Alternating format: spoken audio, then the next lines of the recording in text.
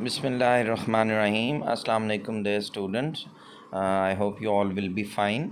आज हम chapter number 14 को जहां हमने स्टॉप किया था वहीं से फ़र्दर कंटिन्यू कर रहे हैं। आज हम दो टॉपिक्स पढ़ेंगे बॉटनी के पोर्शन से, और ये बॉटनी का पोर्शन कंप्लीट हो जाएगा। एक है opening and closing of stomata और दूसरा है the mechanism of phloem translocation.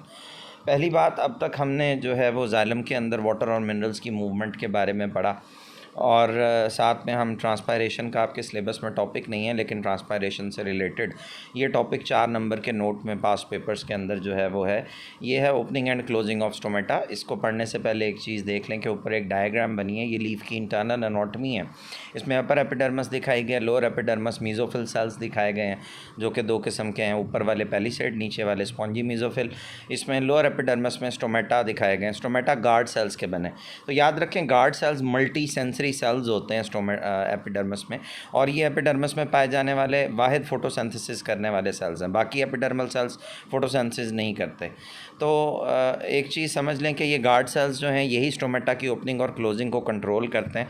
Guard cells पर बहुत सारे फैक्टर्स हैं जिनको गार्ड सेल्स सेंसरी सेल के तौर पर डिटेक्ट करते हैं, जैसे लाइट की इंटेंसिटी और क्वालिटी को, या टेम्परेचर को, या हवा में जो ह्यूमिडिटी या नमी मौजूद होती है, या कार्बन डाइऑक्साइड की कॉन्सेंट्रेशन होती है मीजोफिल सेल्स के बीच में।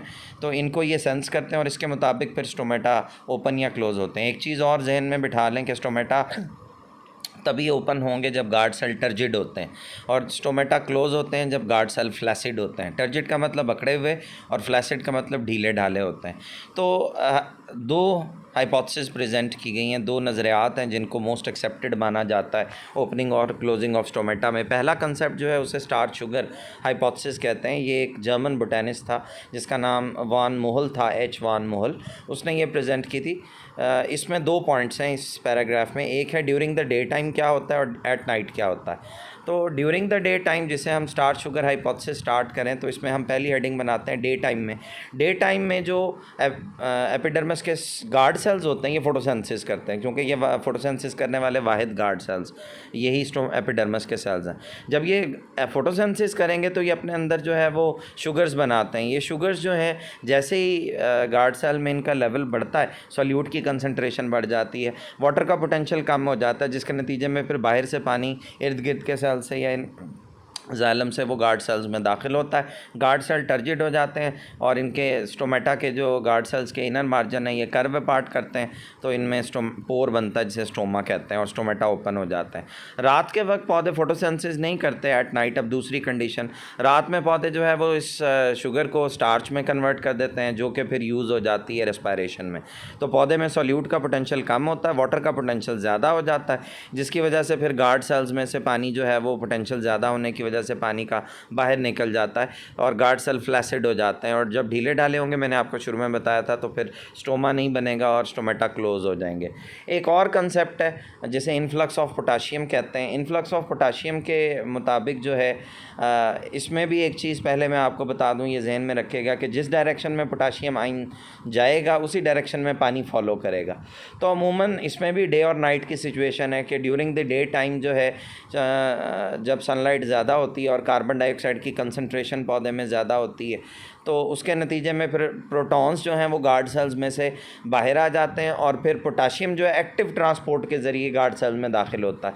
जैसे ही पोटाशियम अंदर जाता है तो सॉल्यूट का पोटेंशियल बढ़ जाता है, वाटर का पोटेंशियल कम हो जाता है, वाटर फॉलो करता है, वो भी गार्ड सेल के अंदर चला जाता है, स्टोमेटा टर्जिड हो जाते हैं, गार्ड सेल टर्जिड हो जाते हैं, स्टोमेटा ओपन हो जाते हैं। बट एट नाइट, रात के वक्त जो है वो पोटाशियम जो है वो अंदर से बाहर की तरफ मूव करता है और बाय डिफ्यूजन। याद रखें, जब बाहर से गार्ड सेल के अंदर जाना है पोटाशियम ने तो एक्टिव ट्रांसपोर्ट के ज़रिए जाना है ड्यूरिंग डे टाइम, और रात के वक्त जो है वो गार्ड सेल में से पोटाशियम ने बाहर आना है बाय डिफ्यूजन। तो सिमिलरली एक्सऑस्मोसिस के ज़रिए फिर अंदर से पानी भी जो है वो किधर आएगा, बाहर आएगा, जिसके नतीजे में गार्ड सेल फ्लैसिड हो जाएंगे, स्टोमेटा क्लोज हो जाएंगे। तो इसको आप रीड आउट कर लीजिएगा, ये इसका बेसिक कंसेप्ट मैंने आपको बता दिया। इसके बाद हम सेकंड टॉपिक की तरफ आते हैं और वो है the mechanism of phloem translocation या ट्रांसपोर्ट। एक चीज़ याद रखें, फ्लोएम के अंदर फूड मूव करती है और जाइलम में यूनिडायरेक्शनल मूवमेंट होती है वाटर मिनरल्स की नीचे से ऊपर की तरफ, जबकि फ्लोएम में टू डायरेक्शनल मूवमेंट होती है, फूड ऊपर से नीचे भी आ सकती है, नीचे से ऊपर भी जाती है। तो एक बारी में जब पौधा फोटोसिंथेसिस कर रहा होता है तो फूड ऊपर से हमेशा नीचे की तरफ आती है, और जब फोटोसिंथेसिस नहीं करता काफ़ी लंबे टाइम के लिए तो फिर वो नीचे से फूड को ऊपर की तरफ खींचता है। तो फ्लोएम में टू डायरेक्शनल मूवमेंट हो सकती है। बहुत सारी थ्योरीज प्रेजेंट की गई थी, जो मोस्ट एक्सेप्टेड थ्योरी है उसे प्रेशर फ्लो थ्योरी कहते हैं। तो असल में दो किस्म की थ्योरीज पेश की गई थी, ये शॉर्ट क्वेश्चन में आता है, एक को एक्टिव थ्योरीज और एक को पैसिव थ्योरीज कहते हैं। एक्टिव थ्योरीज सब की सब ये डिपेंड करती थी कि एनर्जी की कंजम्पशन होती थी फ्लोएम में। तमाम एक्टिव थ्योरीज को डिस्कार्ड कर दिया गया, अब सिर्फ पैसिव थ्योरीज हैं, और पैसिव थ्योरीज भी दो हैं, एक डिफ्यूजन और एक प्रेशर फ्लो थ्योरी। डिफ्यूजन को भी रिजेक्ट कर दिया गया क्योंकि डिफ्यूजन की जो अपनी रफ्तार है वो 1 मीटर पर 8 ईयर्स है, यानी डिफ्यूजन 1 मीटर फासला 8 सालों में पूरा करती है फ्लोएम में, अगर डिफ्यूजन के ज़रिए ये काम होता फूड की मूवमेंट। जबकि फ्लोएम में जो फूड की रफ्तार है वो 1 मीटर पर आ रहा है, मतलब 1 घंटे में 1 मीटर फासला तय होता है। तो इसका मतलब डिफ्यूजन वो प्रोसेस नहीं है जिसके ज़रिए फ्लोएम में फ्लोएम में फूड की मूवमेंट हो रही है। तो अब हमारे पास बच जाती है प्रेशर फ्लो थ्योरी।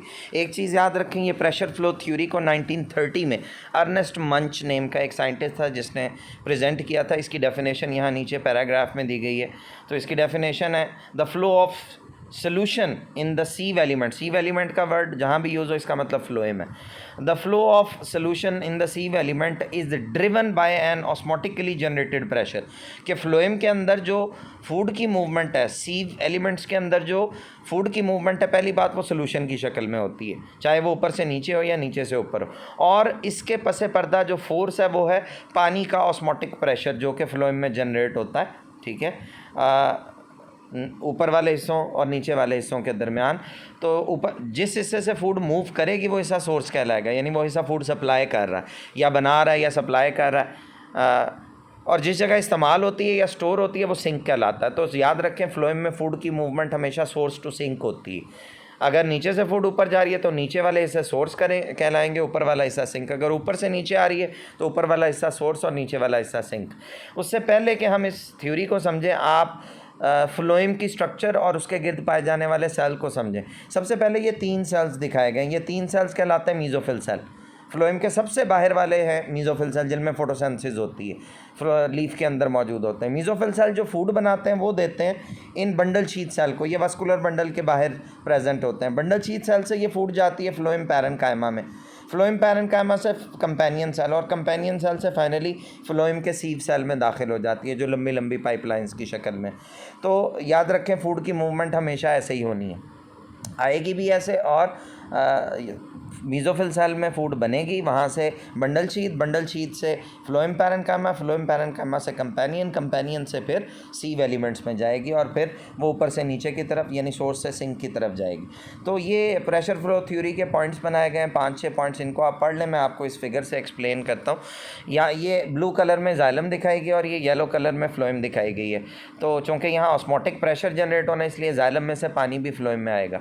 तो ये जो फ्लोएम येलो कलर के, इसके ऊपर वाला हिस्सा जो है वो लीफ दिखाया गया, नीचे वाला हिस्सा आप फ्रूट दिखाया गया। ये स्टेम भी हो सकती है, फ्रूट भी हो सकता है, ये रूट भी हो सकती है। जहाँ भी फूड इस्तेमाल होती है या स्टोर होती है वो हिस्सा नीचे की तरफ बनाना है आपने।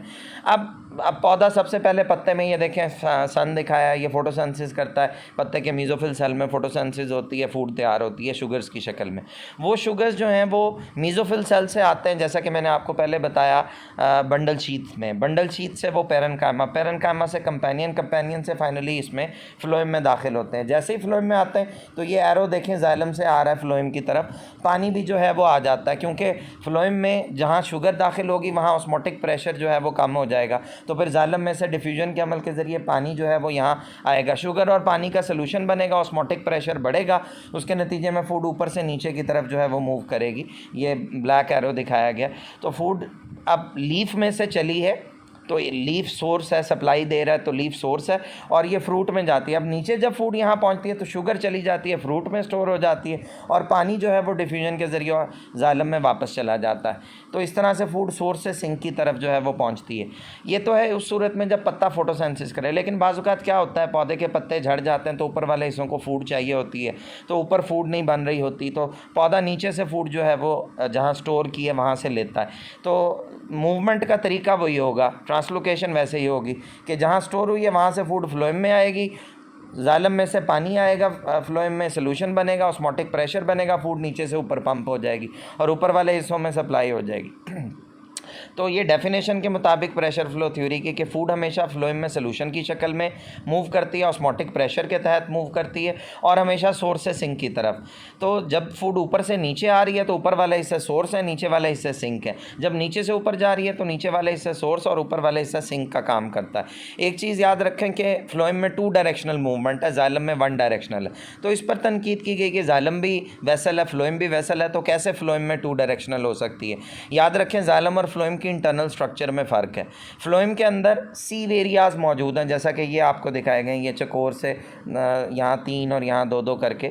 ये जो सीव एरियाज़ हैं इनकी वजह से फ्लोएम 2 नालियों में बटी हुई होती है। एक तरफ फूड ऊपर से नीचे आ सकती है और एक तरफ में फूड नीचे से ऊपर जो है वो जा सकती है। एट ए टाइम एक डायरेक्शन में फूड मूव करती है, ऊपर से नीचे की तरफ आएगी तो नीचे से ऊपर नहीं जाएगी, और जब नीचे से ऊपर जाएगी तो फिर ऊपर से नीचे की तरफ नहीं आएगी। तो ये जो है वो फ्लोएम के अंदर फूड का ट्रांसलोकेशन का मैकेनिज़्म है। इसको आप रीड आउट कर लें। अगर कोई सवाल होंगे तो फिर जो है वो आप एडमिन को मैसेज कर दें, मैं उन सवालों के जवाब फिर आपको जो है वो पहुंचा दूंगा। So that's all for today. Thank you. अल्लाह हाफ़िज़।